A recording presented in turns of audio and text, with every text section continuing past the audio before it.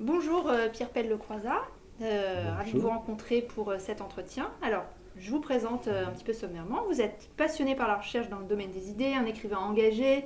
Vous avez publié déjà de très nombreux ouvrages, une trentaine, destinés au grand public sur la franc-maçonnerie et sur ses symboles.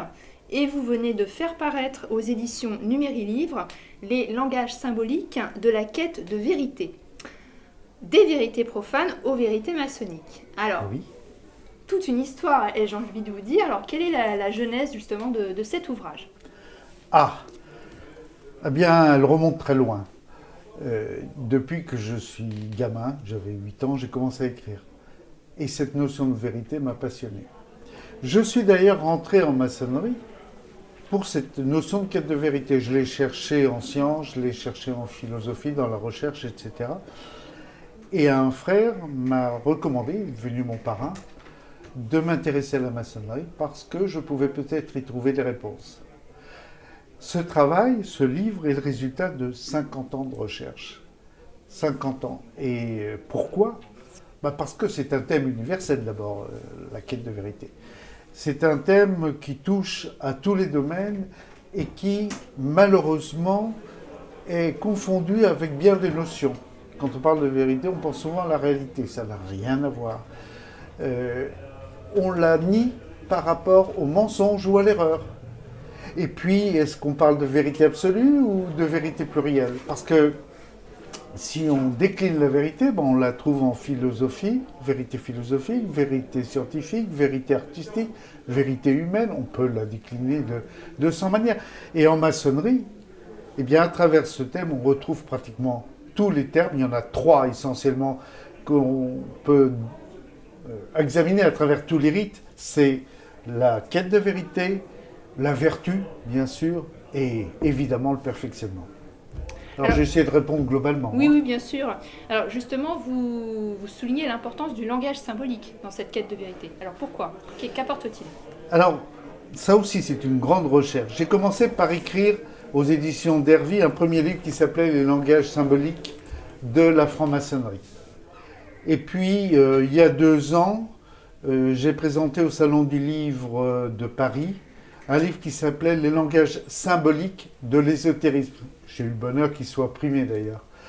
Et puis, dans la foulée, je me suis dit, continuons à travailler sur les langages symboliques. Puisque la quête des vérités est essentielle en franc-maçonnerie, je vais continuer à travailler sur les langages que porte cette quête de vérité et voir comment elle est traduite aussi bien dans le monde profane, puisque la quête de vérité existe dans les langages profanes, mais également quelle est sa contrepartie, son reflet en maçonnerie, comment le voit-on à travers le rituel, là, cette notion de vérité étant essentielle, comme je le disais tout à l'heure. D'accord.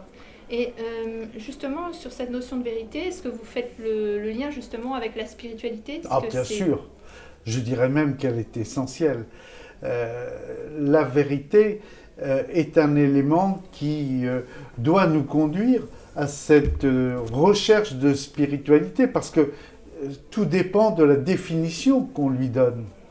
Euh, il n'y a pas de quête de vérité sans spiritualité. Où la trouver ailleurs? Où la trouver ailleurs? C'est un concept. Et c'est un concept qu'on essaye de définir. C'est ce que j'ai voulu faire, sans avoir la prétention d'y être arrivé. Bien évidemment, ce serait d'ailleurs bien prétentieux de ma part, puisque il n'y aurait plus de sujet, hein. On aurait une certitude, il n'y aurait plus de vérité. À partir du moment où on est certain d'avoir trouvé la vérité, on est tombé dans le domaine de la certitude, il n'y a plus de vérité, il n'y a plus rien à chercher.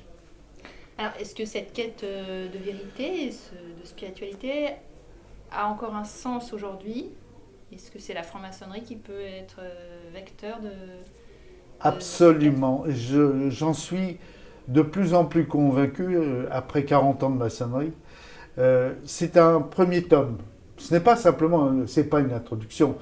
Je dirais c'est le fond du sujet, ce premier tome. Mais dans le deuxième, pour répondre à la question, dans le deuxième, j'ai étudié, puisqu'il devrait sortir, la vérité à travers cet approfondissement qu'est la pierre brute. On va la chercher. Puis la pierre taillée, on taille sa vérité. La pierre cubique, pourquoi lui donne-t-on cette forme? Et enfin la pierre cubique à pointe, c'est-à-dire vers quelle élévation va-t-on.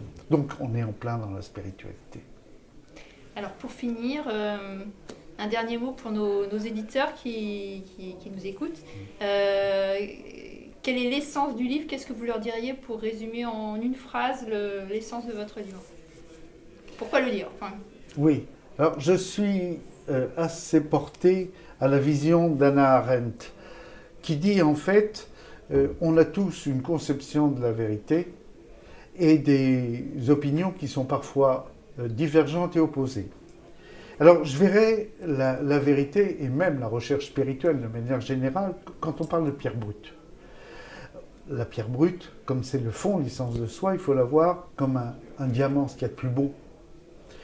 Ce diamant, on le taille, il a des facettes. Et en fait, le problème de la vérité, je vais terminer par là, le problème de la vérité, c'est que chacun la voit, la nôtre, notre vérité.